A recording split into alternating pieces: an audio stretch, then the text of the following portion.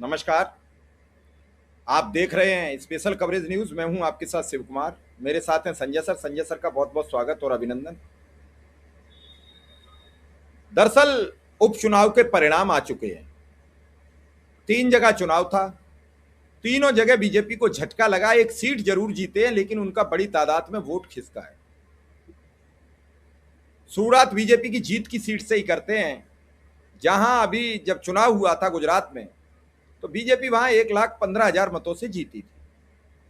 इस बार बीजेपी वहां हार जीत का आंकड़ा सिर्फ 30,000 रह गया, यानी 70,000 से ज्यादा मतों की नुकसान में बीजेपी आई है।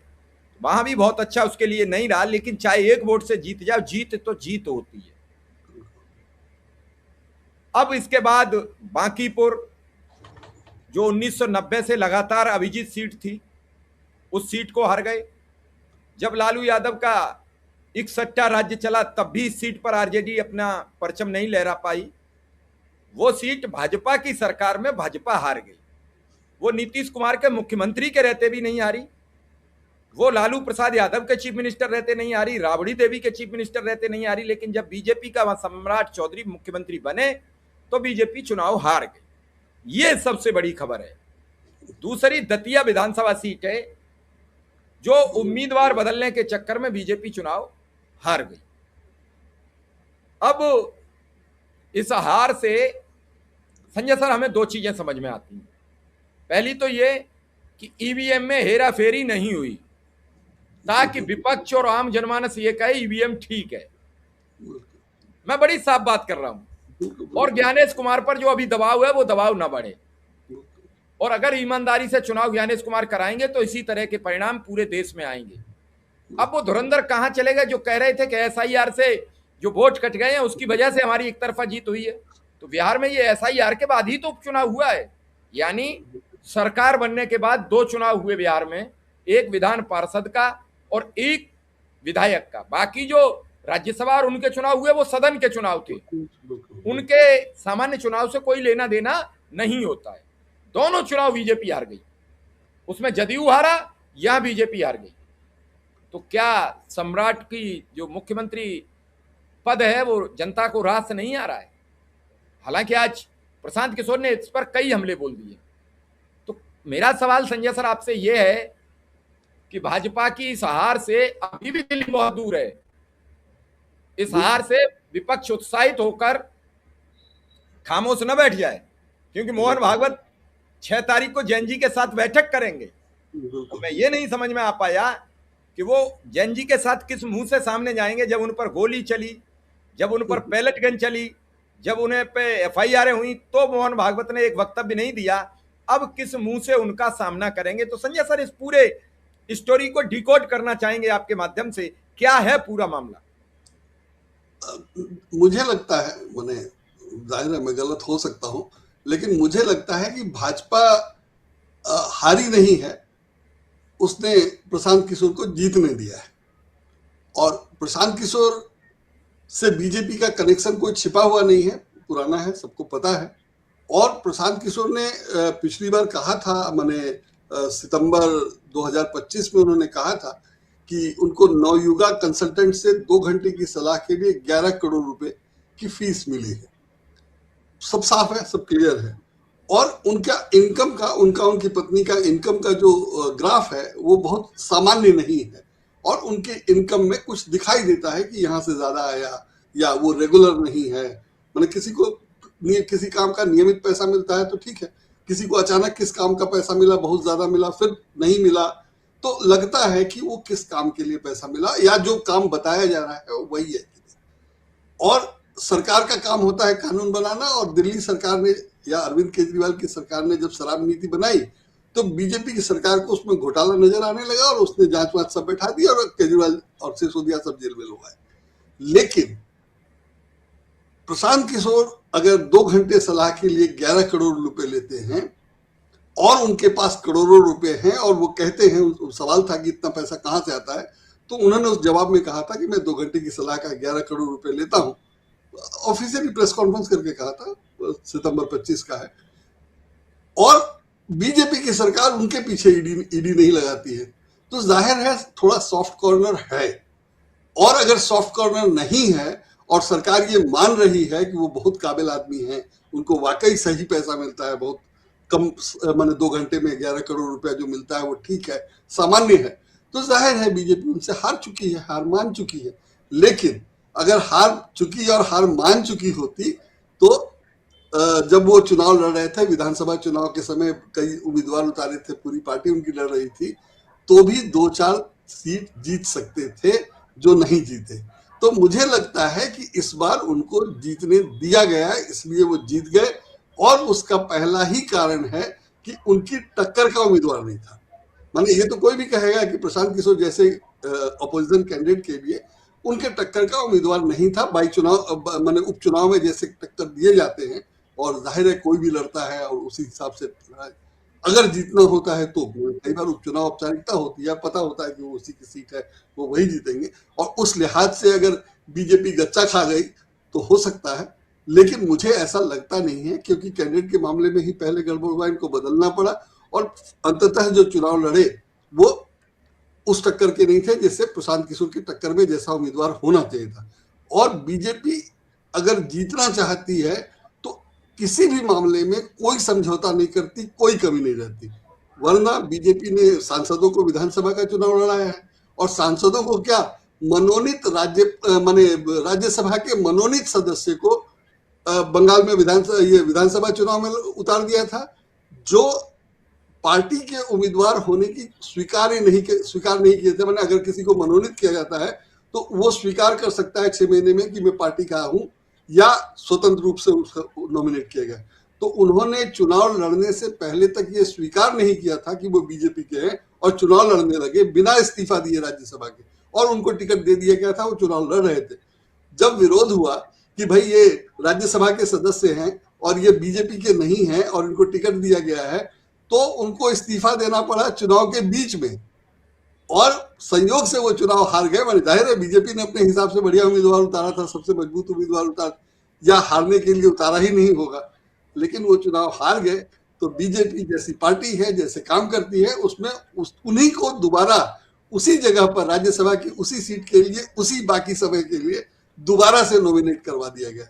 लेकिन बीजेपी कमजोर उम्मीदवार अपनी तरफ से नहीं उतारती है। अगर उम्मीदवार नहीं है तो किसी को उतार दिया जाएगा ताकि हराया जाए। मैंने जैसे अभी किसी सांसद को उतार दिया जाता और ये प्रशांत किशोर हार जाते, और किसी सांसद को, मैं किसी का नाम नहीं ले रहा हूं, बिहार के तमाम सांसद इनको हरा सकते थे अगर कोई हराने लायक ही नहीं था, तो जाहिर है बीजेपी तो हार चुकी है बिहार में। और फिर ईवीएम का घपला है, तभी तो जीती है। अगर ये खराब हालत है तो पिछला चुनाव कैसे जीती? ईवीएम के घपले से या चुनाव के घपले से जीती। तो अब उसको हारने से ये फायदा मिलेगा कि वो ये कहेगी कि नहीं, चुनाव अगर गलत होता तो हम हारते कैसे। तो उसको हारने में भी फायदा है, या ये मौका है, इसलिए वो हार गई होगी, या उसने हारना स्वीकार किया होगा, या उसने कहा कि चलो ठीक है, जो भी उम्मीदवार है, जीत गए तो भला, हार गए तो भला, दोनों हाथों में लड्डू जैसी स्थिति थी उसके पास। और प्रशांत किशोर जीत गए तो प्रशांत किशोर का कद बढ़ा, और प्रशांत किशोर से बीजेपी के जो संबंध हैं उसमें प्रशांत किशोर का कब क्या कैसा उपयोग किया जा सकता है वो तो कभी भी कोई नहीं तय कर सकता है। तो अगर प्रशांत किशोर का कद बढ़ गया तो जाहिर है वो बीजेपी के लिए कभी भी काम आएगा। और जो स्थितियां हैं उनमें चुनाव जीत करके लोग दल बदल कर लेते हैं, और मैंने 20-20 सांसद एक साथ तृणमूल के जा सकते हैं। तो एक प्रशांत किशोर अगर चले ही जाएंगे, या बीजेपी ने सोचा होगा कि जब जरूरत होगी तो हम उनको मिला लेंगे, तो वो सब अपनी जगह है। मैं नहीं कह रहा हूं कि बीजेपी और प्रशांत किशोर की मिली भगत है या सब पहले से तय है, लेकिन जो स्थितियां हैं उसमें बीजेपी ने ये मान लिया हो कि जीत जाए तो भी ठीक, हार जाए तो भी ठीक, और इसलिए बीजेपी ने बहुत जोर नहीं लगाया। लेकिन जोर नहीं लगाना तो पता चल जाता है कि जोर ही नहीं लगा रही, इसलिए जोर लगाना भी उसकी मजबूरी थी। और जिस ढंग से चुनाव प्रचार हुआ, जो सांप्रदायिक ढंग से वोट मांगे गए, वो सब जाहिर है आपत्तिजनक था, और वो सब कुछ किया गया। तो जाहिर है कि चुनाव आयोग की चिंता नहीं है बीजेपी को, लेकिन हार जाने से ये कहा जाएगा कि अगर चुनाव आयोग हमारा सपोर्ट करता, जैसा आरोप लगता है, तो हम हारते या आप हारे या जीते वो बाद की बात है, वो अलग बात है। आपने वो सब कुछ किया जो बीजेपी कहीं भी करती है चुनाव जीतने के लिए, यहां उस सब के बावजूद आप हारे हैं। तो ये मानना कि बीजेपी अगर हार गई तो कमजोर हो गई, मुझे लगता है कि सही नहीं होगा या निश्चिंत नहीं होना चाहिए। और जैसा मैं कह रहा हूं कि बीजेपी ये बार बार कहेगी या लोगों को भी लगेगा कि अब कैसे कहें कि चुनाव में गड़बड़ी हुई। जिसको कहना है कि चुनाव में गड़बड़ी हुई जाएगा कहने, तो कोई भी कह रहे हैं, आप अभी भी कह रहे हैं चुनाव में गड़बड़ी हुई। बीजेपी तो हार गई। बीजेपी हार गई इसलिए कि वो हारना चाहती थी या हारने के लिए तैयार थी या उसने हारने की परवाह नहीं की। वरना जब वो जीतना चाहती है तो हर संभव उपाय करती है, और तब नहीं जीतती है। वो उम्मीदवार के सिलेक्शन से शुरू होता है और माने मतगणना तक चलता रहता है, और मतगणना में कितने वोट आए और मत पर जब तक तमाम लोग लिख रहे थे कल जब रिजल्ट आने से पहले कि जब तक चिट्ठी नहीं मिल जाती है तब तक कोई उम्मीद नहीं है, आगे चल रहे हैं आगे चल रहे हैं। अच्छा, पोलिंग बहुत कम हुआ था तो बीजेपी के हारने की संभावना वही थी, और जाहिर है बीजेपी वालों ने वोट नहीं दिया है तभी पोलिंग कम हुआ है। तो बीजेपी वालों ने वोट नहीं दिया है उसके कारण होंगे, और वोट नहीं देने का मतलब ही हार मानना है या पार्टी का कमजोर होना है, वो सब अपनी जगह है। लेकिन बीजेपी अगर चाहती और जैसे वो जीतती रही है, अनिल मसीह का उदाहरण है, तो हार नहीं सकती थी। अगर हार गई है इसका मतलब ये नहीं है कि वो हार गई है। बीजेपी जानबूझकर हारी है या उसने हारना स्वीकार किया इसलिए हारी है, इस बात को हमेशा ध्यान में रखा जाना चाहिए। लेकिन जो जीता वो सिकंदर, तो वो जीता जो वो सिकंदर है, इसमें भी कोई दो राय नहीं है। लेकिन इसका मतलब ये कहीं से भी नहीं होता है कि बीजेपी जीत गई। रही बात बिहार की राजनीति की, मैंने इन तीनों मामले में गुजरात का आपने बता दिया, गुजरात में वोट कम ही हुआ है। दतिया वाला कांग्रेस की ही सीट थी, वहां कांग्रेस जीत गई तो कुछ खास फर्क नहीं पड़ता, और कांग्रेस ने इस बार जोर लगाया था। और वो मैंने उसने कांग्रेस की रणनीति ही पूरी, और कांग्रेस ने मध्य प्रदेश में जो जब जोर लगा रही है तो वो सब उसका है, इसलिए कांग्रेस वो सीट बचा ले गई या कांग्रेस वहां जीत गई। तो माफ कीजिएगा, वो उतना महत्वपूर्ण नहीं है जितना बिहार में हार जाना है। और जैसा आपने बताया कि कभी नहीं हारी थी वगैरह वगैरह सब है, और बिहार का जो कास्ट कॉम्बिनेशन वगैरह है उस हिसाब से भी प्रशांत किशोर का जीतना, प्रशांत किशोर जातिवाद वगैरह में नहीं वो करते हैं, उसके बावजूद वहां जीतना, और उस हिसाब से कास्ट कॉम्बिनेशन के हिसाब से सारी चीजें देखी जाए तो प्रशांत किशोर का जीतना अलग है और वाकई रेखांकित करने लायक है। लेकिन उपचुनाव था, और ये अगर मुख्यमंत्री सम्राट चौधरी को मुख्यमंत्री बनाने से नुकसान हुआ हो तो वो भी संभव है सब कुछ। लेकिन और तमाम कारणों से बीजेपी हारी है, जाहिर है हारी है तो हारी ही है, उसको आप डिफेंड नहीं कर सकते। ये नहीं कहा जा सकता हार गए लेकिन हम जीत सकते थे। लेकिन बीजेपी हारी इसलिए कि वो हारने के लिए तैयार थी या हार स्वीकार कर लिया था उसने, नहीं चाहती तो वो नहीं हारती। लेकिन ऐसे मौकों पर हार कर जो संदेश जाता है वो यही जाता है कि नहीं बीजेपी हार गई मतलब चुनाव तो ठीक हो रहे हैं, और विपक्ष पर जो आरोप लगाया जाता है कि वो ऐसे ही हल्ला मचा रहा है, जो ठोस उदाहरण बीजेपी ने दिए हैं वो चुनाव गड़बड़ी या एसआईआर में जो सब हुआ, सब धुल जाता है सिर्फ इससे कि बीजेपी हार गई। और चूंकि इस एक सीट की चर्चा ज्यादा होगी, देश भर में होगी, दुनिया भर में होगी, तो जो चुनाव चोरी का जो आरोप है, वोट चोरी का जो आरोप है, वो सब गड़बड़। लेकिन जिस ढंग से मध्य प्रदेश में राज्यसभा का चुनाव वो जीती थी, उसी डर के कारण उसको ये पटना में उम्मीदवार बदलना पड़ा था कि उन पे मामला है, कुछ है, उस समय मुद्दा बन जाएगा, गड़बड़ हो जाएगी वगैरह। तो जो आप कर रहे हैं उसका नुकसान आपको हो रहा है और आप घिर फंस गए हैं, वो भी दिखाई दे रहा है। लेकिन इसका मतलब ये नहीं है कि बीजेपी हार गई या हार मान ली। अगर हार जाएगी, हार मान लेगी, वो तब होगा जब कम से कम अमित शाह का इस्तीफा हो, कायदे से तो प्रधानमंत्री का इस्तीफा होना चाहिए। तो इससे पहले ही ये मानना कि बीजेपी हार गई है, हारने के बावजूद मुझे लगता है कि बीजेपी को आप मौका देंगे कि वो अपनी तैयारियां और खतरनाक ढंग से करे। और जाहिर है उसका निशाना 2029 का चुनाव है, वो अभी हारती रह सकती है। मतलब ये उत्तर प्रदेश का विधानसभा चुनाव होगा ही, वो तो है ही है, लेकिन 2029 का लोकसभा चुनाव उसकी नजर में ज्यादा महत्वपूर्ण है। और उसको जीतने के लिए अगर उसने ये एक सीट हार लिया या हार कर उसका उपयोग कर ले, या इस उपयोग से उसको इतना फायदा हो जाए कि 2029 के चुनाव में उसको ज्यादा सीटें आ जाए, ये सब कुछ हो सकता है। और बीजेपी कुछ भी कर सकती है, और उसने जीतने के लिए अगर सब कुछ नहीं किया तो मैं यही कहूंगा कि उसने वो जानबूझकर हारी है।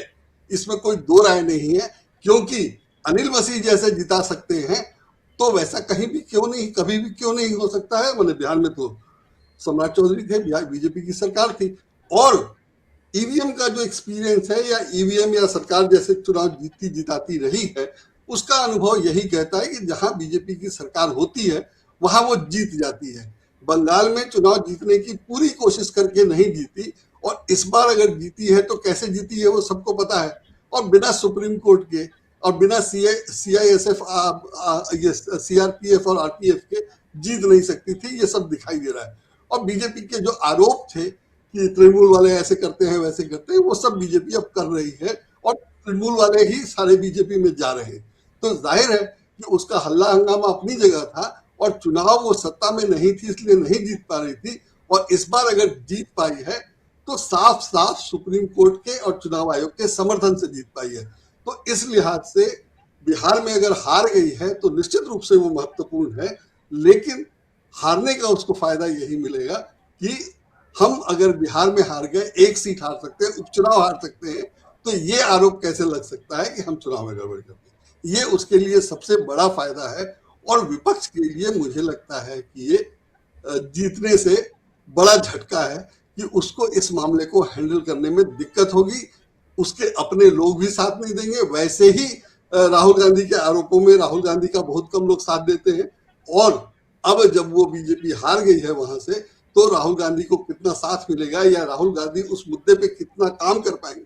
अव्वल तो वैसे ही बीजेपी ने कई जगह कई सारे मामले खड़े कर रखे हैं, तो राहुल गांधी अकेले क्या क्या करे वाला भी मामला है। लेकिन ये जो है, मुझे लगता है इस हार से बीजेपी को वो फायदा मिलेगा कि चुनाव चोरी वाले मामले में उसको मजबूती मिलेगी। संजय सर, क्या इस हार के बाद मोहन भागवत आ रहे हैं जैन जी से बात करने, तो क्यों बात करने आए? मुझे उसका कुछ मतलब नहीं लगता है, वो क्या बात करेंगे और उनके बात करने से कुछ फर्क नहीं पड़ेगा। लेकिन माने मोदी जी के साथ या बीजेपी के साथ या आरएसएस के साथ दिक्कत ये है कि वो समझते नहीं है कि उनका भी कुछ एरिया है या उनकी भी कोई सीमा है। वो ये मानने को तैयार नहीं है कि उनकी सीमा है। जनजी की भाषा ही अलग है, बात करने का तरीका, मुद्दा सब कुछ अलग है। मुझे नहीं लगता कि वो अपनी बात कन्वे कर पाएंगे। जैसे प्रधानमंत्री ने कोशिश कर ली वीडियो बना करके, और जो जो कहा उसका सबका मजाक ही उड़ा ज्यादा, लेकिन उन्होंने अपने हिसाब से कोशिश कर लिया, और मुझे नहीं लगता है कि संदेश ये गया होगा कि उनकी कोशिश का फायदा नहीं हुआ। उनको यही बताया गया होगा कि बहुत बढ़िया बहुत बढ़िया बहुत बढ़िया। कौन कहेगा प्रधानमंत्री से कि नहीं आपका ये ठीक नहीं है, आपको नहीं करना चाहिए? मुझे नहीं लगता कि ऐसा कोई कहता होगा। तो अगर कोई उनको बताएगा कि नहीं, कि आपको ऐसा नहीं करना चाहिए, या ये ठीक नहीं हुआ, या इसका नुकसान हुआ, तो जाहिर है उनको लगेगा ठीक करेंगे। तो उस लिहाज से चूंकि जनजी नाराज है और जनजी को खुश करने की कोशिश करनी है, 4-5 दिन वीडियो वगैरह सबके बाद माफ कर दिया से लेकर के, माफ कर दिया मतलब भी वो भी बड़ी बात थी कि माफ कर दिया। ठीक है, हम लोग एक्सपेक्ट कर रहे थे कि वो माफी मांगेंगे तो वो माफ करने लगे, तो वो उनका अपना स्टाइल था। हमने कल के अखबारों में खबर छपी थी कि उन्होंने कहा नशे के मामले में कि नशे पर, युवाओं को नशा नहीं करना चाहिए। अभिभावकों से उन्होंने अपील की है कि बच्चे अगर करते हैं तो आप समाज के बारे में या शर्म के बारे में छोड़ करके उसका इलाज कराइए, उसकी मदद करिए वगैरह वगैरह। तो जनजी को प्रभावित करने के लिए, आकर्षित करने के लिए, और सिर्फ जनजी को नहीं, जनजी के माँ बाप को भी सरकार पूरी कोशिश कर रही है। भागवत झा की कोशिश उसी दिशा में है। भगवत की नहीं, भगवत कीर्ति आजाद नहीं, जो आरएसएस वाले भगवत की कोशिश वही है कि वो जनजी को बीजेपी की तरफ मोड़ पाए। लेकिन मोड़ पाएंगे इसमें मुझे शक है। और जैसा मैंने कहा, उम्र का वो अंतर है कि आजकल बच्चे और बाप में तो बात हो नहीं पाती है, या माँ बाप से बच्चों की तो बात नहीं हो पाती है, और उनका सोचने का तरीका, उनका काम करने का तरीका बिल्कुल अलग है। उसमें मोहन भागवत तो दादा नाना की उम्र के हैं, तो वो क्या समझा पाएंगे या क्या कर पाएंगे उसमें मुझे शक है। लेकिन वो अपनी तरफ से कोशिश कर रहे हैं, तो कोशिश कर ही सकते हैं, वो कर रहे हैं। मुझे नहीं लगता कि उसमें कुछ फायदा होगा। और वो वैसा ही है कि मोदी जी को पता नहीं कि उन्होंने जो किया उससे फायदा हुआ कि नहीं हुआ, लेकिन वो अपनी कोशिश कर रहे हैं। उस कोशिश में ये था कि नशे वाले मामले पर, जबकि नशा वाला मामला जो है अब 12 साल बाद प्रधानमंत्री को होश आ रहा है उसके लिए, तो वो भी आश्चर्यजनक ही है और समझना मुश्किल नहीं है कि उसकी चिंता क्यों हो रही है। और नशा तो पंजाब में काफी समय से चल रहा है और इंडियन एक्सप्रेस में खबर छपी थी कल, माने इन्होंने नशे का मुद्दा उठाया तो इंडियन एक्सप्रेस ने बता दिया कि सरकार ने क्या क्या किया है और स्पेशल कोर्ट नहीं है वगैरह वगैरह। एक अखबार में खबर छपी कि परीक्षा के मामले में जो इन्होंने फास्ट ट्रैक कोर्ट बनाया उसके जज बदल दिए। तो सरकार जैसे काम करती है वो सब अति है। चूंकि अखबारों में खबर नहीं छप रहा था या आमतौर पे नहीं छपता, इसलिए लोग जानते समझते नहीं है। अब या मैं चूंकि कई अखबार देखता हूं तो मुझे खबर दिख जाती है या मुझे पता रहता है कि जो सरकार कर रही है उसका भी मजाक उड़ रहा है या उड़ाया जा रहा है, तो मुझे लगता नहीं है कि उससे कुछ फायदा होगा। लेकिन जाहिर है वो भी छोड़ कैसे थे, उनको भी कोशिश करनी है, वही कोशिश है, उससे ज्यादा कुछ नहीं। सर, नितिन नवीन ने पोस्ट किया है 1 घंटे पहले, उन्होंने लिखा, आज 3 विधानसभा उपचुनाव में आए जनादेश को हम स्वीकार करते हैं। अरे भैया, और क्या करोगे इसके अलावा? वो गुजरात उसमें की नितिन नवीन से जुड़ा एक मामला ये भी है कि इस हार से नितिन नवीन को बता दिया गया है कि तुम अपनी विधानसभा भी नहीं जिता सकते हो बीजेपी के बिना। ये नितिन नवीन को बनाया गया। तो प्रशांत किशोर का अगर कद बढ़ा है तो भाजपा अध्यक्ष का कद छोटा हुआ है। अब वो जानबूझ के किया गया है या हो गया है या यही योजना थी वो मैं नहीं जानता, लेकिन नितिन नवीन को स्वीकार करना जो आप कह रहे हैं उनके पास कोई चारा ही नहीं था। लेकिन वो हार गए तो उनको ये समझ में आ गया होगा ना कि अगर बांकीपुर जैसी सीट बीजेपी हार सकती है तो वो जिता नहीं सकते हैं। बीजेपी हारी तो अपने कारण से हारी या बीजेपी ने अपने प्रयास नहीं किए इसलिए हारी, जो भी कारण होगा, लेकिन नितिन नवीन ने तो अपनी तरफ से पूरी कोशिश की और वो नहीं जिता पाए। ये भी दर्ज हो गया, ये भी महत्वपूर्ण है। ये भी एक नोट करने वाली बात थी जो मैं भूल गया था। चलिए सर, फिलहाल इस खबर को यहीं विराम देते हैं। आपका बहुत बहुत आभार, बहुत बहुत धन्यवाद।